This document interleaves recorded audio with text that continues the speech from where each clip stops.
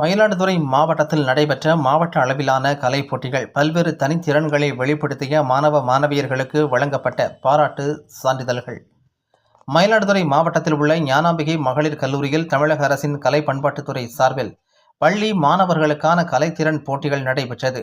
இதில் குரல் இசை, பரதம், ஓவியம், கிராமிய நடனம் உள்ளிட்ட போட்டிகள் காலை 9 மணி முதல் துவங்கி நடைபெற்று வருகிறது. இதில் 5 வயது முதல் 16 வயது வரையிலான மாணவ மாணவியர்கள் கலந்து கொண்டு தங்களது திறமைகளை வெளிப்படுத்தி வருகின்றனர். குறிப்பாக கர்நாடக சங்கீதம், பாரதியார் பாடல்கள், தேசபக்தி பாடல்கள், விழிப்புணர்வு பாடல்களை மாணவ மாணவியர்கள் பாடி அசத்தினர். மேலும் பரதநாட்டிய போட்டியில் குச்சிப்புடி, மோகினியாட்டம் ஆகியவர்களை ஆடினர்.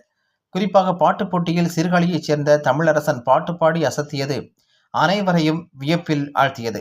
தமிழக அரசின் கலை பண்பாட்டுத்துறையின் கட்டுப்பாட்டின் கீழ் இயங்கும் செயல்படும் தமிழக சவகர் சிறுவர் மன்றத்தின் வாயிலாக நடைபெற்ற இந்த போட்டிகளில் பல்வேறு மாணவ மாணவிகள் கலந்து கொண்டனர்.